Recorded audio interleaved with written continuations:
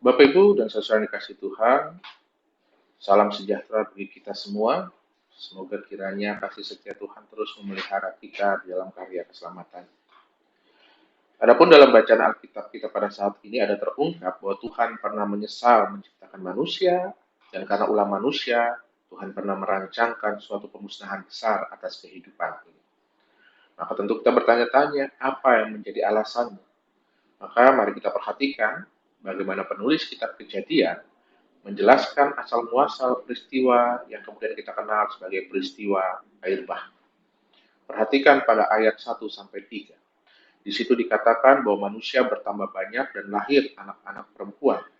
Anak-anak Allah melihat bahwa anak-anak perempuan itu cantik-cantik, lalu mengambil istri dari antara perempuan-perempuan cantik itu, siapa yang disukai mereka. Yang menarik ketika kemudian dikisahkan bagaimana Tuhan memutuskan bahwa Tuhan tidak akan tinggal selama-lamanya di dalam manusia, karena manusia itu adalah daging, sehingga usia manusia dibatasi 120 tahun saja. Ada tafsiran yang sulit dari ayat 1-3 ini, soal siapakah anak-anak Allah itu dan siapakah perempuan-perempuan manusia itu. Tetapi tampaknya cerita ini mau mengungkapkan bahwa manusia adalah makhluk yang unik.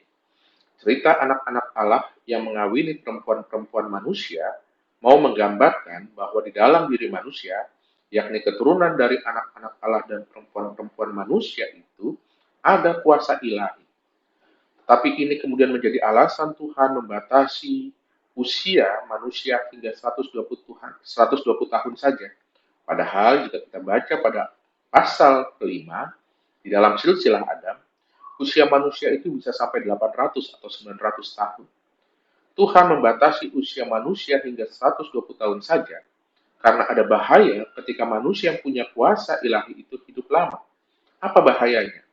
Ayat 4 memperlihatkan hasil perkawinan anak-anak Allah dan perempuan-perempuan manusia itu adalah manusia-manusia yang kuat. Mereka terkenal karena mereka terampil bertarung dan berperang. Kekerasan, itulah yang ditolak Tuhan. Kekuatan yang dimiliki anak-anak Allah dan perempuan-perempuan manusia itu justru menjadi senjata kekerasan.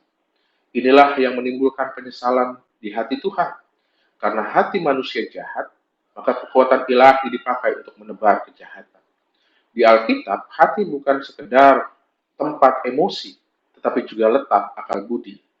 Maka akal budi manusia yang jahat karena dosa justru memanfaatkan kekuatan ilahi untuk mengembangkan perilaku-perilaku dosa. Di ayat 5-6 diperlihatkan bahwa akar kejahatan ada pada hati manusia yang berdampak kepada alam kehidupan. Karena itu, Tuhan hendak menghapus kejahatan itu. Gambaran Tuhan menyesal juga patut kita perhatikan. Mengapa? Karena Tuhan yang menyesal memperlihatkan bahwa Tuhan yang kita sembah bukan Tuhan yang asing, jauh, atau tidak mau tahu soal ciptaannya. Tapi Tuhan yang kita sembah adalah Tuhan yang punya empati, punya bela rasa. Tentu gambaran penyesalan Tuhan bukan mau mengatakan bahwa Tuhan itu emosional, tapi yang mau dikatakan, Tuhan itu peduli dan terikat pada ciptaannya. Karena itu ketika kejahatan merebak, dalam kepeduliannya Tuhan mengambil langkah keadilan. Kejahatan harus menerima konsekuensinya. Tetapi Tuhan yang empatik itu bukan sekedar Tuhan yang adil, tetapi juga Tuhan yang memberi pengharapan. Pada ayat 8, kita diperkenalkan dengan salah satu tokoh penting Alkitab lainnya, yakni Nuh. Ketika Tuhan melihat dunia telah diliputi kejahatan, dan karena itu hendak menegakkan keadilannya, kepada Nuh yang saleh, Tuhan memberikan kasih karunia, sehingga ia diluputkan dari penghukuman. Kasih karunia diterima Nuh menjadi penegasan bahwa keadilan Tuhan selalu terkait dengan rancangan keselamatan. Nuh menjadi penghubung apa yang Tuhan ciptakan sejak awal akan terus ada dan menyongsong pemulihan yang sejati. Melalui kisah Nuh, ada gambaran bahwa di dalam sejarah kehidupan yang rusak oleh dosa, selalu ada pembaharuan kehidupan yang dikerjakan Tuhan sebagai bagian dari proyek besar keselamatan. Maka Bapak, Ibu, dan saudara-saudara yang dikasih Tuhan, melalui bacaan Alkitab kita pada saat ini, ada beberapa hal yang patut kita renungkan. Pertama, kita mau diingatkan bahwa manusia memang makhluk yang Tuhan ciptakan dan anugerahkan suatu kuasa yang unik, yakni menjadi makhluk yang diberi akal budi. Dengan akal budinya, manusia bisa seperti Tuhan, membangun, membentuk, membuat berbagai macam hal. Karena itu, peradaban manusia terus bertumbuh dan berkembang. Namun melalui bacaan Alkitab kita pada saat ini juga, kita diajak untuk menyadari bahwa kuasa yang unik itu bisa berbahaya ketika dikendalikan oleh hikmat yang jahat. Bukankah sejarah kehidupan kita telah membuktikan bahwa benar adanya peringatan ini? Bukankah peristiwa Perang Dunia Pertama dan Kedua atau perang-perang pada zaman modern ini memperlihatkan bagaimana manusia bisa membangun teknologi yang sedemikian canggih, tetapi justru dampaknya membawa kehancuran dan duka cita? Karena itu adalah kekeliruan ketika manusia berfokus pada bagaimana mengontrol alam kehidupan yang ada di luar dirinya, ketika seharusnya manusia berfokus pada bagaimana mengontrol hatinya, yakni akal budinya, agar tidak dikendalikan nilai-nilai hidup yang jahat. Kedua, Nuh kemudian menjadi acuan kita soal bagaimana menjadi pribadi yang mampu mengendalikan hatinya.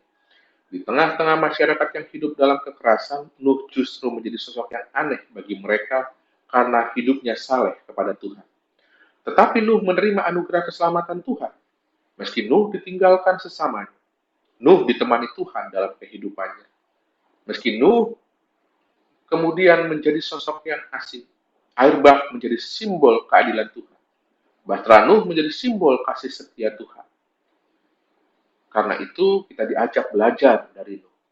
Hiduplah takut akan Tuhan dan setia pada bimbingan Tuhan. Bukan berarti tanpa resiko.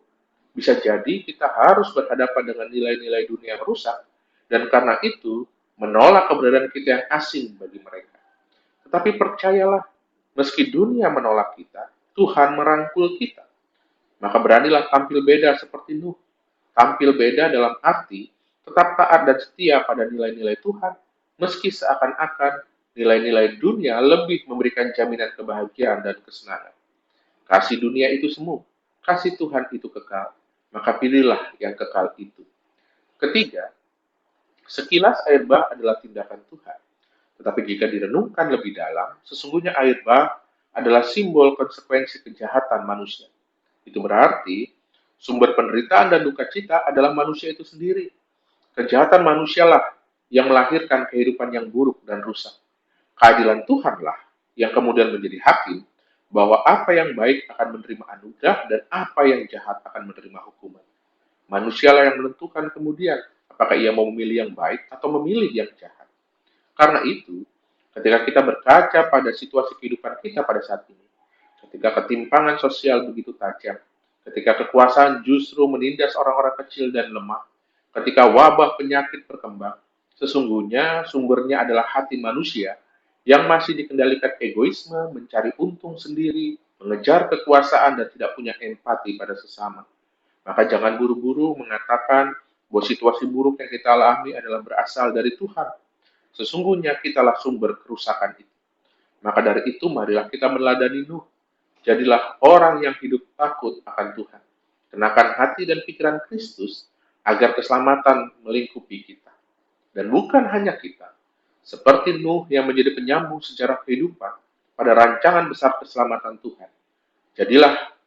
Jadikan kehidupan kita yang takut akan Tuhan juga membawa pembaharuan dunia dalam menyongsong penggenapan langit baru dan bumi yang baru. Teguhlah menjadi garam dan terang. Berilah pengaruh positif kepada dunia.